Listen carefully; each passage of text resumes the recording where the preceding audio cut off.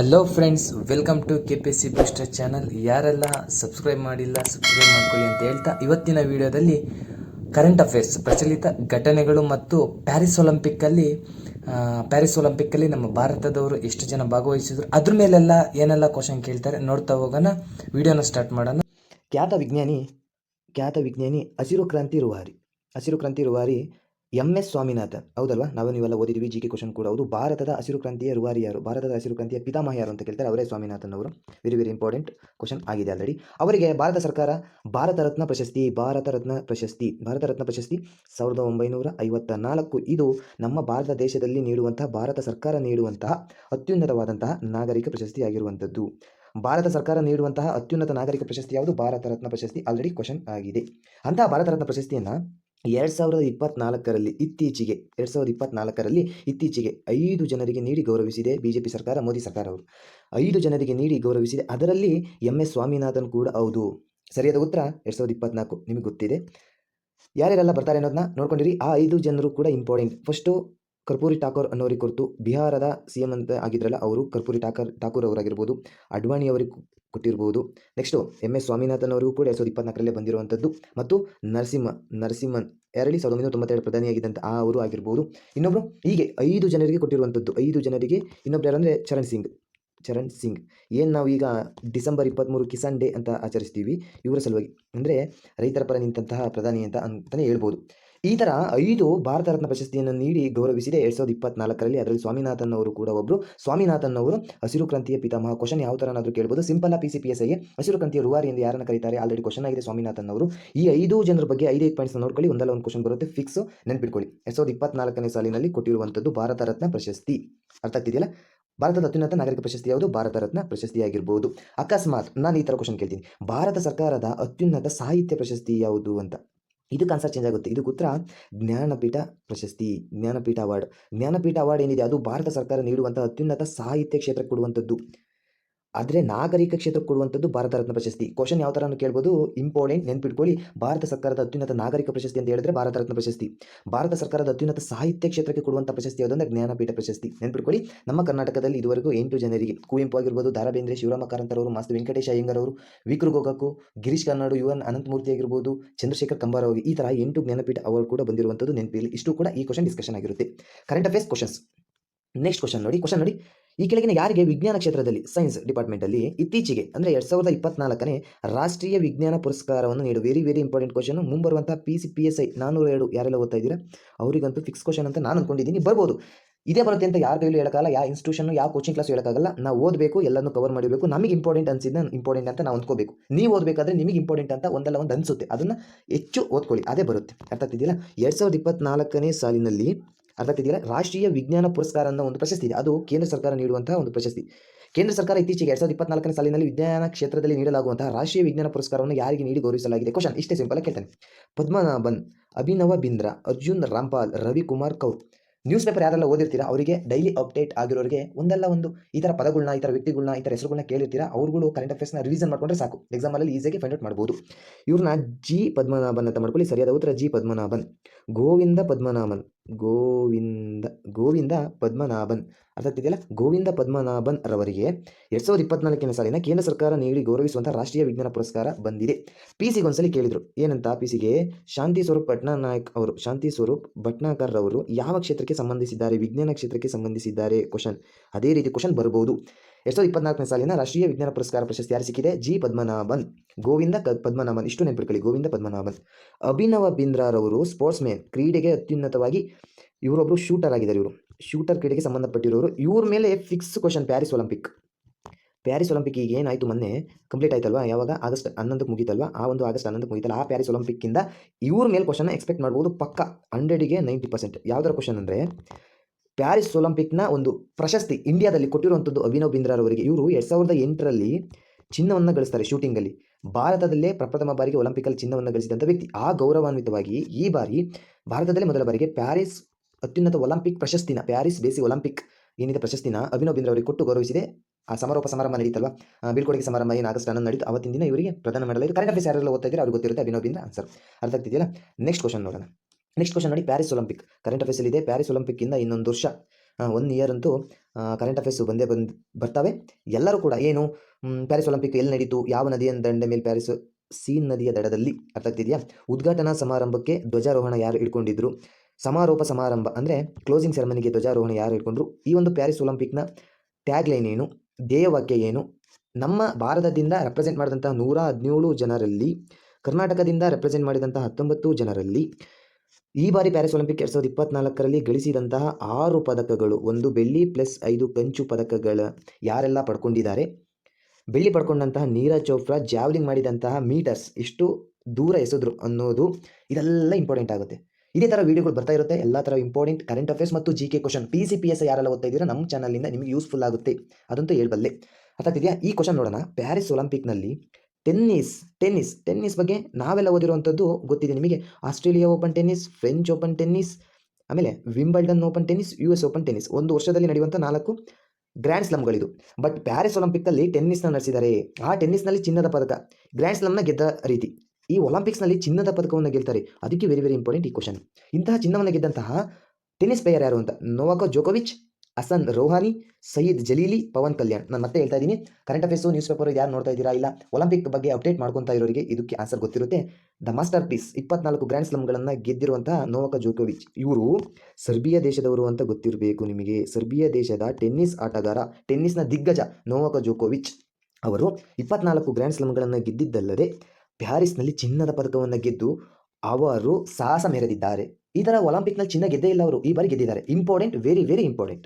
ಯಾರು ಗೆದ್ದಿದ್ದಾರೆ ಚಿನ್ನ ಟೆನ್ನಿಸಲ್ಲಿ? ನೋವಾಕ್ ಜೋಕೋವಿಚ್. ಯಾರ ವಿರುದ್ಧ? ಅಲ್ಕರಾಜ್. ಇಲ್ಲಿ ಇತ್ತೀಚೆಗೆ ನಡೆದಂತಹ ವಿಂಬಲ್ಡನ್ US ಓಪನ್ ಟೆನ್ನಿಸ್ ಇಲ್ಲಿ ನಡೆದಿತ್ತಲ್ವ, ಅದರಲ್ಲಿ ವಿಂಬಲ್ಡನ್ನಲ್ಲಿ ಕಾರ್ಲೆಸ್ ಅಲ್ಕರಾಜ್ರವರು ಇದೇ ನೋವಾಕ್ ಜೋಕೋವಿಚ್ನ ಸೋಲಿಸಿ ಇಲ್ಲಿ ಗ್ರ್ಯಾಂಡ್ ಸ್ಲಮ್ನ ಅಲ್ಕರಾಜ್ ಗೆದ್ದಿದ್ರು. ಆದರೆ ಒಲಿಂಪಿಕ್ಕಲ್ಲಿ ಹಿರಿಯ ವ್ಯಕ್ತಿಯಾದಂತಹ ನೋವಾಕ್ ಜೋಕೋವಿಚ್ ಅವರೇ ಗೆದ್ದರು ಅನ್ನೋದು ಕೂಡ ಇಂಪಾರ್ಟೆಂಟ್, ತಿಳ್ಕೊಂಡಿರಿ. ಅರ್ಥ ಆಗ್ತಿದೆಯಲ್ಲ? ನೆಕ್ಸ್ಟ್ ಕ್ವಶನ್ ನೋಡೋಣ. ನೆಕ್ಸ್ಟ್ ಕ್ವಶನ್ ನೋಡಿ. ರಾಷ್ಟ್ರೀಯ ಕೈಮಗ್ಗ ದಿನ PSI 545 ಫಸ್ಟ್ ಎಕ್ಸಾಮ್ ಆಯ್ತಲ್ಲ, ಆ ಎಕ್ಸಾಮಲ್ಲಿ ಇದನ್ನು ಕೇಳಿದರು. ರಾಷ್ಟ್ರೀಯ ಕೈಮಗ್ಗ ದಿನ ಇಂಪಾರ್ಟೆಂಟ್. ಒಂದ್ಸರಿ ಆಲ್ರೆಡಿ ಕೇಳಿದ್ದಾರೆ ಅಂದರೆ ಪದೇ ಪದೇ ಕೇಳುವಂತಹ ರಿಪೀಟ್ ಕ್ವಶನ್ ಹಾಕುವಂಥ ಚಾನ್ಸಸ್ ಇರುತ್ತೆ ಅಂತ ಈ ಒಂದು ಕ್ವಶನ್ ತಂದಿದ್ದೀನಿ. ಮೊನ್ನೆ ತಾನೇ ಆಚರಿಸೋದು ಕೂಡ. ಅಂತಾರಾಷ್ಟ್ರೀಯ ಕೈಮಗ್ಗ ದಿನ ನಿಮಗೆಲ್ಲ ಗೊತ್ತಿರುತ್ತೆ. ಆಗಸ್ಟ್ 7 ಕೈಮಗ್ಗ ದಿನ. ಮತ್ತು ಆ್ಯಂಡ್ ಜಾವೆಲಿಂಗ್ ಡೇ. ಜಾವೆಲಿಂಗ್ ಏನು ಡೇ? ಹೌದು, ಅದೇ ನೀರಜ್ ಚೋಪ್ರಾ ಅವರು ಎಸಿತಾರಲ್ಲ, ನೀರಜ್ ಚೋಪ್ರಾ ಅಲ್ವಾ? ಆ ನೀರಜ್ ಚೋಪ್ರಾ ಅವರ ಜಾವೆಲಿಂಗ್ ಏನಿದೆಯಲ್ಲ, ಆ ಜಾವೆಲಿಂಗ್. ಹೌದು, ಜಪಾನ್ ಟೋಕಿಯೋದಲ್ಲಿ ಒಲಿಂಪಿಕ್ನಲ್ಲಿ ಚಿನ್ನ ಗೆಲ್ತಾರೆ ಯಾರು? ನೀರಜ್ ಚೋಪ್ರಾ ಅವರು ಜಾವೆಲಿಂಗಲ್ಲಿ. ಆ ದಿನದ ಸಂಭ್ರಮಾಚರಣೆಗಾಗಿ ಆಗಸ್ಟ್ 7 ಜಾವೆಲಿಂಗ್ ಡೇ ಅಂತ ಆಚರಣೆ ಮಾಡ್ತೀವಿ, ನೆನಪಿರಲಿ. ಜಾವೆಲಿಂಗ್ ಡೇ ಮತ್ತು ಕೈಮಗ್ಗಗಳ ದಿನ ಆಗಸ್ಟ್ 7. ಆದರೆ ಇಲ್ಲೇನೋ ಚಿನ್ನ ಗೆಲ್ತಾರೆ ಟೋಕಿಯೋದಲ್ಲಿ, 2020 ನಡೀತು ಅದು. ಆದರೆ 2024 ಈ ವರ್ಷ 2024 ಏನು ನಡೀತು ಪ್ಯಾರಿಸ್ನಲ್ಲಿ, ಸೀನ್ ನದಿಯ ದಡದಲ್ಲಿ ಉದ್ಘಾಟನೆಗೊಂಡಂಥ ಪ್ಯಾರಿಸ್ ಒಲಿಂಪಿಕ್ನಲ್ಲಿ ಚಿನ್ನದ ಹುಡುಗ ನೀರಜ್ ಚೋಪ್ರಾ ಬೆಳ್ಳಿಯನ್ನು ಗೆದ್ದಿದ್ದಾರೆ. ಚಿನ್ನವು ಪಾಕಿಸ್ತಾನದ ಪಾಲಾಗಿದೆ. ಪಾಕಿಸ್ತಾನದ ಅರ್ಷೀದ್ ಅದೀಮ್ ಅವರಿಗೆ ಚಿನ್ನದ ಪದಕ ದೊರಕಿದೆ. ಪಾಕಿಸ್ತಾನ ಸುಮಾರು 32 ವರ್ಷಗಳಿಂದ ಒಲಿಂಪಿಕ್ಕಲ್ಲಿ ಮೆಡಲ್ಸೇ ನೋಡಿಲ್ಲ, ಪದಕಗಳನ್ನೇ ನೋಡಿಲ್ಲ. ಅಂಥದ್ರಲ್ಲಿ ಜಾವೆಲಿಂಗಲ್ಲಿ ಸುಮಾರು 92.97 ಅನ್ಕೊಂತೀನಿ, 93 ಮೀಟ್ರ್ ಎಷ್ಟಿರೋದಂಥದ್ದು. ಸ್ಪೋರ್ಟ್ಸಲ್ಲಿ ಯಾವುದೇ ರೀತಿಯಾದಂತಹ ನ್ಯಾಷನಲ್ ವಿರುದ್ಧಗಳು ಇರಬಾರ್ದು. ಅವರಿಗೆ ಅಭಿನಂದನೆ ಹೇಳೋಣ. ಯಾರಿಗೆ? ಅರ್ಷೀದ್ ಅದೀಮ್ ಅವರಿಗೆ ಅಭಿನಂದಿಸುತ್ತಾ ನೀರಜ್ ಚೋಪ್ರಾ ಅವರು ಒಪ್ಕೊಂಡಿದ್ದಾರೆ ಈ ಒಂದು ಗೆಲುವನ್ನು. ನೆಕ್ಸ್ಟ್ ನಾನು ಕಂಪ್ಲೀಟ್ ಮಾಡ್ತೀನಿ, ಎದುರಿಸ್ತೀನಿ ಅಂತ ಹೇಳಿದ್ದಾರೆ. ಈ ವರ್ಷ 2024ರಲ್ಲಿ ನಮ್ಮ ಭಾರತೀಯ ನೀರಜ್ ಚೋಪ್ರಾ ಅವರಿಗೆ ಬೆಳ್ಳಿ ಪದಕ ಒದಗಿದೆ ಅನ್ನೋದು ನೀವೆಲ್ಲ ಕರೆಂಟ್ ಅಫೇರ್ಸ್ ನೋಡಿದ್ದೀರಾ. ರಾಷ್ಟ್ರೀಯ ಕೈಮಗ್ಗ ದಿನ ಆಗಸ್ಟ್ 7 ಮತ್ತು ಜಾವೆಲಿಂಗ್ ಡೇ. ಅರ್ಥ ಆಗ್ತಿದೆಯಲ್ಲ? ಇವೆರಡೂ ಕೂಡ ಇಂಪಾರ್ಟೆಂಟ್. ನೆಕ್ಸ್ಟ್ ಕ್ವಶನ್ ನೋಡೋಣ. ನೆಕ್ಸ್ಟ್ ಕ್ವಶನ್ ನೋಡಿ. ಪ್ಯಾರಿಸ್ ಒಲಿಂಪಿಕ್ನಲ್ಲಿ ಪ್ಯಾರಿಸ್ ಒಲಿಂಪಿಕ್ ನಾನು ಹೇಳ್ತಾ ಇದ್ದೀನಲ್ಲ, ಹತ್ತತ್ರ 1 ವರ್ಷ ಇದು ಕರೆಂಟ್ ಅಫೇರ್ಸ್, ಕರೆಂಟ್ ನ್ಯೂಸೇ ಇದು.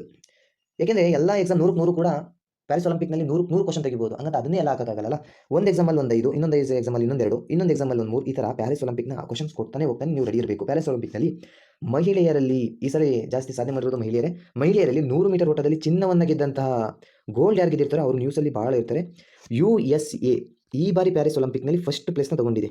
40 ಚಿನ್ನ, 44 ಬೆಳ್ಳಿ, 42 ಸಿಲ್ವರು, 126 ಪದಕ ಟೋಟಲು ಫಸ್ಟ್ ಪ್ಲೇಸಲ್ಲಿ ಇರುವಂಥದ್ದು ನಮ್ಮ ಭಾರತ. ಬೇಡ, ನೀವು ಕಮೆಂಟ್ ಮಾಡಿ, ಭಾರತ 6 ಪದಕಗಳೊಂದಿಗೆ ಎಷ್ಟನೇ ಪ್ಲೇಸಲ್ಲಿ ಇರುವಂಥದ್ದು. ಯಾರಿಗೆಲ್ಲ ಇಂಟ್ರೆಸ್ಟ್ ಇದೆ ಕಮೆಂಟ್ ಹಾಕೋದ್ರ ಮೂಲಕ ನಿಮಗೆ ನೆನ್ಪಿಡುವುದು ಎಕ್ಸಾಮಲ್ಲಿ ಬಂದರೆ ತುಂಬಾ ಯೂಸ್ಫುಲ್ ಆಗುತ್ತೆ. ಯಾವ ಪ್ಲೇಸಲ್ಲಿದೆ? 6 ಪದಕಗಳನ್ನ ಗೆದ್ಕೊಂಡಿದೆ, 1 ಬೆಳ್ಳಿ ಪ್ಲಸ್ 5 ಕಂಚು ಅಲ್ವಾ? ಆ 6 ಪದಕಗಳೊಂದಿಗೆ ಭಾರತ ಎಷ್ಟನೇ ಪ್ಲೇಸಲ್ಲಿ, ಎಷ್ಟನೇ ರ್ಯಾಂಕಿಂಗಲ್ಲಿದೆ? USA ಫಸ್ಟ್ ಇದೆ, ಚೀನಾ ಸೆಕೆಂಡ್ ಇದೆ ಅಲ್ವಾ? ಆ ಥರ ಭಾರತ ಯಾವ ಪ್ಲೇಸಲ್ಲಿದೆ ಕಮೆಂಟ್ ಮಾಡಿ, ಮಿಸ್ ಮಾಡಬೇಡಿ. ಜೂಲಿಯನ್ ಅಫ್ರೀದ್ರವರು ಯಾವ ದೇಶದವರು? ಬೇರೆ ದೇಶ ಎಲ್ಲ ಇಂಪಾರ್ಟೆಂಟ್ ಅಲ್ಲ, ಬಟ್ ನಮ್ಮ ಇಂಡಿಯಾದಲ್ಲಿ ಗೆದ್ದಿರೋರು ಪ್ರತಿಯೊಬ್ಬರು ಇಂಪಾರ್ಟೆಂಟ್, ಹಾಗೂ ಚಿನ್ನ ಗೆದ್ದಿರೋರು ಇಂಪಾರ್ಟೆಂಟ್. ಇವ್ರದ್ದೇನೋ ಫೇಮಸ್ ಇದೆ, ಜೂಲಿಯನ್ ಅಫ್ರೀದ್ ಅವರು ಯಾವ ದೇಶದವರು ಅಂದರೆ Malaysia, Nepal, Myanmar, Saint Lucia. ಸರಿಯಾದ ಉತ್ತರ ಸೇಂಟ್ ಲೂಸಿಯಾದಂತಹ ಜೂಲಿಯನ್ ಅಫ್ರೀಡ್ ಅವರು ಕೆಳಗಿನ ಯಾವ ಆಟಕ್ಕೆ ಸಂಬಂಧಪಟ್ಟಿದ್ದಾರೆ, ಯಾವ ಅಥ್ಲೀಟ್ ಅಂತಂದರೆ ಓಟಕ್ಕೆ ಸಂಬಂಧಿಸಿದ್ದಾರೆ, ನೆನ್ಪಿಟ್ಕೊಳ್ಳಿ ಜೂಲಿಯನ್ ಅಫ್ರೀದ್ ರವರು.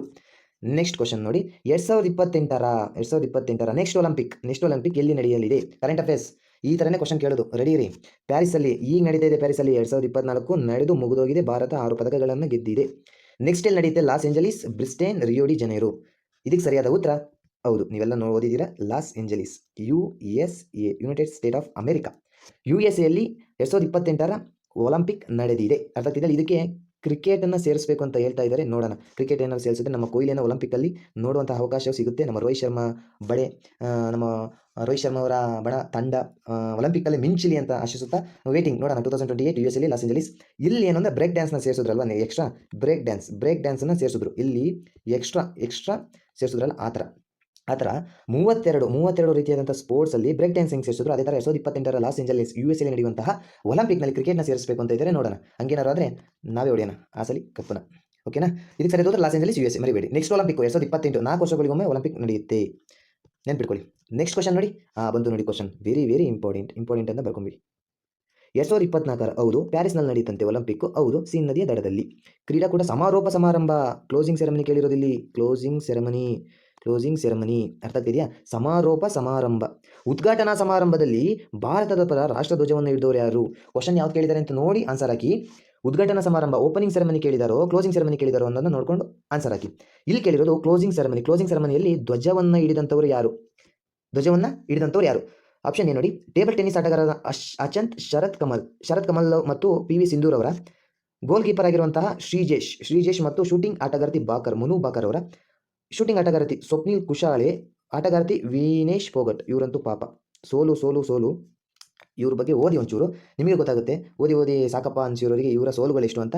ಈ ಬಾರಿಯೂ ಕೂಡ ಪ್ಯಾರಿಸ್ ಒಲಿಂಪಿಕ್ಕಲ್ಲಿ ಒಂದು 200 ಗ್ರಾಮ್ ಅಂದ್ಕೊತೀನಿ, ಅಷ್ಟು ಜಾಸ್ತಿ ಅಂತ ರಿಜೆಕ್ಟ್ ಆಗಿ ಪಾಪ ಕಂಚು ಹೊಡೆದು ಬೆಳ್ಳಿ ಹೊಡೆದು ಚಿನ್ನ ಫೈನಲ್ ಆಡಬೇಕಾದ್ರೆ ಒಂದು 200 ಗ್ರಾಮ್ ಜಾಸ್ತಿ ಬಂದಿದ್ದಾರೆ. 50 kg ಇರಬೇಕು, ಬಟ್ 50 kg 200 ಗ್ರಾಮ್ ಏನೋ ಇದ್ದಾರೆ ಅಂತ ರಿಜೆಕ್ಟ್ ಆಗಿ ಮನೆಗೆ ಬಂದಂಥವ್ರು.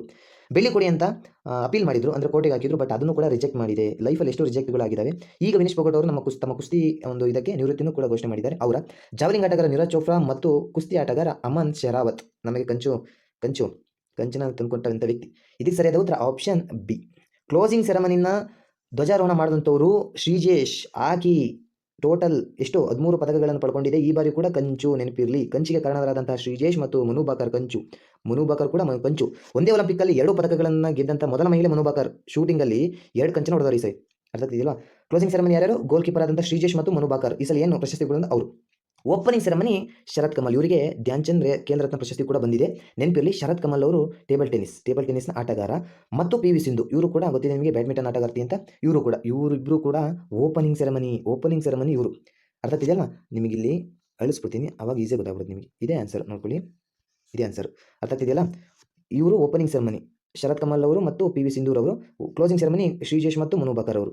ಡೈರೆಕ್ಟ್ ಕ್ವಶನ್ ಬರ್ಬೋದು. ಶರತ್ ಕಮಲ್ ಅವರು ಇತ್ತೀಚೆಗೆ ಓಪನಿಂಗ್ ಸೆರೆಮನಿ ಪ್ಯಾರಿಸ್ ಒಲಿಂಪಿಕ್ನಲ್ಲಿ ಧ್ವಜಾರೋಹಣ ಮಾಡಿದರು. ಹಾಗಾದರೆ ಶರತ್ ಕಮಲ್ ಅವರು ಈ ಕೆಳಗಿನ ಯಾವ ಕ್ರೀಡೆಗೆ ಸಂಬಂಧಪಟ್ಟಿದ್ದಾರೆ? Table tennis. ಯಾವ ಥರ ಏನಾದರೂ ಕ್ವಶನ್ ಕೇಳ್ಬೋದು, ನಿಮಗೆ ಗೊತ್ತಿರಲಿ. ಸಿಂಪಲ್ ಆಗಿ ಇದೇ ಥರ ಕೇಳ್ತಾರೆ. ಸಮಾರೋಪ ಸಮಾರಂಭ, ಕ್ಲೋಸಿಂಗ್ ಸೆರೆಮನಿ, ಓಪನಿಂಗ್ ಸೆರೆಮನಿ, ಅದು ನೋಡ್ಕೊಂಡು ಟಿಕ್ ಹಾಕಿ ಬನ್ನಿ. ಅದಾಗಿದೆ ಕ್ಲೋಸಿಂಗ್ ಸೆರೆಮನಿ ಶ್ರೀಜೇಶ್ ಮತ್ತು ಮನು ಬಾಕರ್ ಅವರು ಪ್ರಶಸ್ತಿನ ಕಂಚಿನ ಪದಕವನ್ನು ಗೆದ್ದಂಥ ವ್ಯಕ್ತಿಗಳು.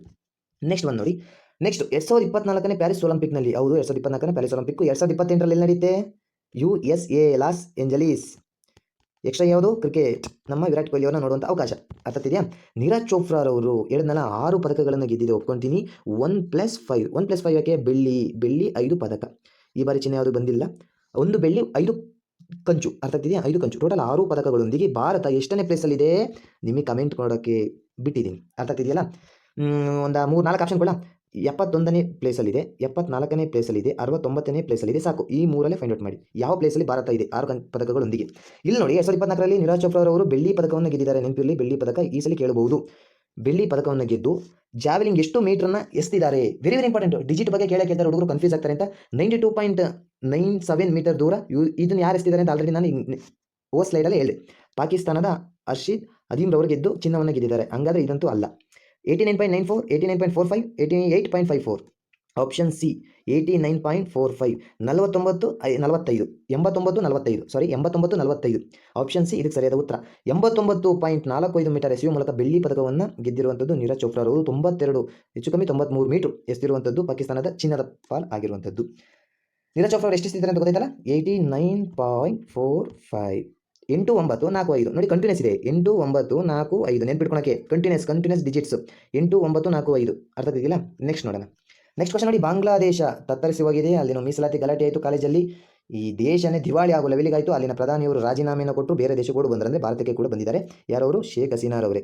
ಆದರೆ ಇಲ್ಲಿ ಕ್ವಶನ್ ಏನಂತ ಕೇಳಿದ್ರು ನೋಡಿ, ಬಾಂಗ್ಲಾದೇಶದ ಮಧ್ಯಂತರ ಸರ್ಕಾರ, ಅಂದರೆ ಇವಾಗ ಅವ್ರು ಬಂದ್ರಲ್ಲ, ರಾಜೀನಾಮೆ ಕೊಟ್ಬಿಟ್ಟು ಪರಾರಿ ಆದರೂ ಭಾರತಕ್ಕೆ ಬಂದರು, ಅಲ್ಲಿಗೆ ಸರ್ಕಾರ ನಡೆಸಬೇಕಲ್ಲ, ಅದಕ್ಕೆ ಮಧ್ಯಂತರ ಸರ್ಕಾರಕ್ಕೆ ಒಬ್ಬರನ್ನ ಮುಖ್ಯಸ್ಥರನ್ನಾಗಿ ಮಾಡಿದ್ದಾರೆ. ಇವರು ಬಂದ ಮೇಲೆ ಯಾರವರು? ಶೇಖ್ ಹಸೀನಾನವರ. ಅವರಂತೂ ಅಲ್ಲ, ಅವರಲ್ಲಿ ರಾಜೀನಾಮೆ ಕೊಟ್ಟು ಅವರೇ ಬಂದಿದ್ದಾರೆ ಅಂದಮೇಲೆ ಅವ್ರು ಹೆಂಗಾಗ್ತಾರೆ?